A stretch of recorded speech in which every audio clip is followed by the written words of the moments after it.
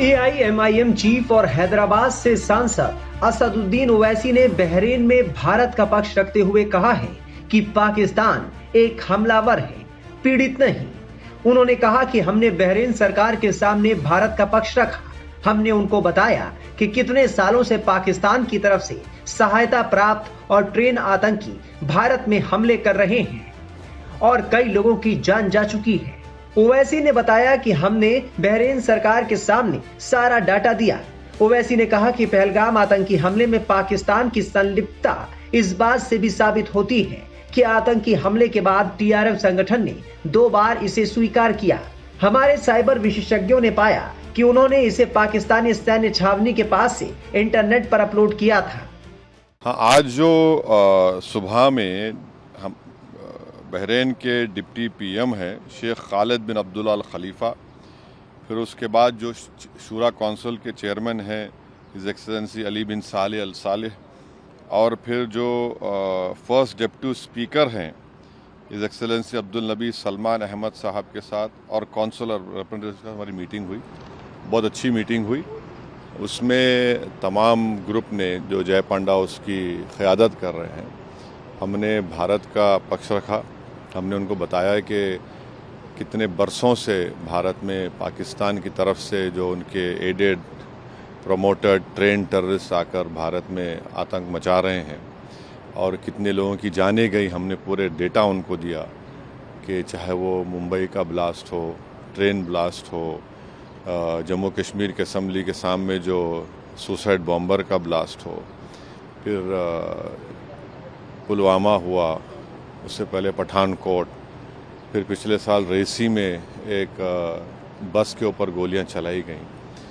तो हमने बताया कि ये पूरा स्किट जिसमें ट्रेडमार्क्स पाकिस्तान के हैं। और एक बात हमने बताई कि जो टीआरएफ जो ये जो टेररिस्ट ऑर्गेनाइजेशन है 1262 जो सिक्योरिटी काउंसिल का जो सैंक्शन कमेटी के हमने दिसंबर 2023 में कह दिया था कि टीआरएफ पे आप सैंक्शन लगाइए, ये यहाँ पर भारत में गड़बड़ कर सकता है। तो टीआरएफ के बारे में अभी से हमने बोला, दिसंबर 2023 से सरकार ने यूएन सिक्योरिटी काउंसिल को 1262 को सैंक्शन को बता दिया। तो ये है। और तीसरी बात ये है कि बार बार ये जो पाकिस्तान जो अपने आप को बड़ा ही विक्टिम नहीं है, पाकिस्तान एग्रेसर है। और हमने 15 अप्रैल को जो आसिम मुनीर की स्पीच हुई जिन्होंने कश्मीर के बारे में जो बात कही उसके बारे में हमने बताया।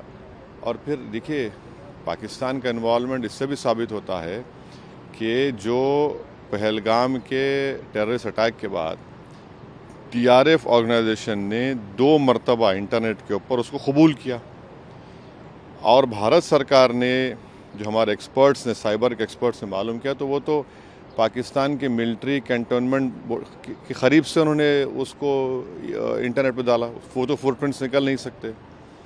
और तीसरे हमारी देश की जो प्रीमियर इन्वेस्टिगेटिंग एजेंसी एनआईए ने केस रजिस्टर किया है, तो इसमें पूरा इसका इन्वॉल्वमेंट है। और फिर भारत तरफ से जो एक्शन लिया गया, तो पहले उन 9 मुकामात को हमने निशाना बनाया जो यूनाइटेड नेशन के डेजिग्नेटेड टेररिस्ट ऑर्गेनाइजेशंस का ऑफिस है, और पाकिस्तान ने बेहूदगी की। तो फिर 9 और 10 को वो एयर बेसिस पर उनको सबक सिखाया गया। तो ऑल इन ऑल हम बता रहे हैं कि भारत तो चाहता ही नहीं, हमारा कंटिन्यूसली एक पड़ोसी मुल्क भारत में इंस्टेबिलिटी पैदा करना चाह रहा है, भारत में हिंदू मुस्लिम नफ़रतों को बढ़ाना चाह रहा है, और उन्हीं के पास से ये टेररिस्ट आते हैं, ये सब तमाशे करते हैं।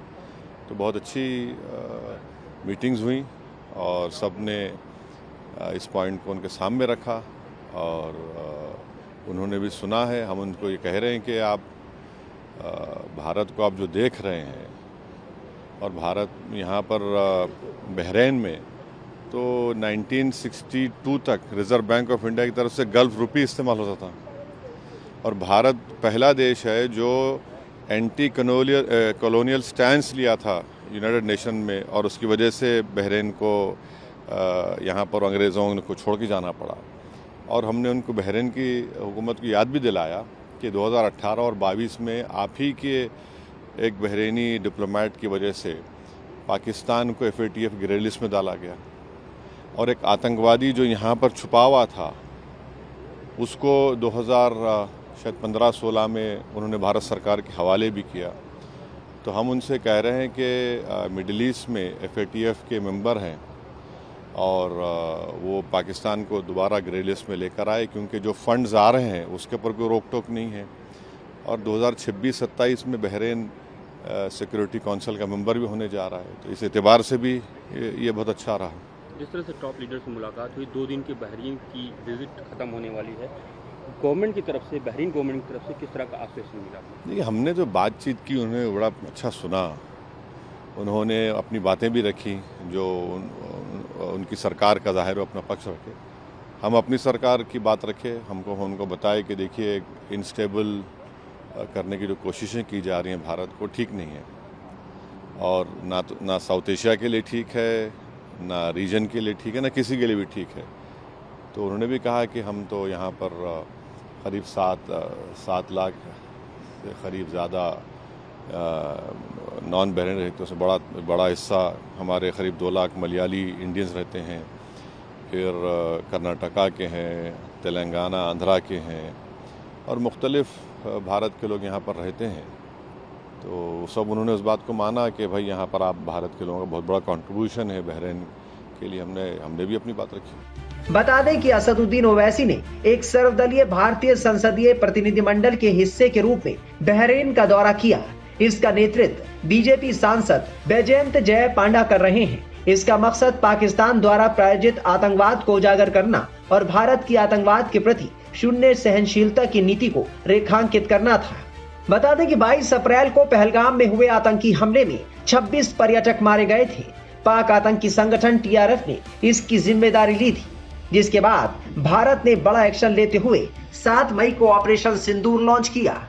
इस दौरान पाकिस्तान के 9 आतंकी ठिकाने तबाह कर दिए गए, जिसमें करीब 100 आतंकी ढेर कर दिए गए थे।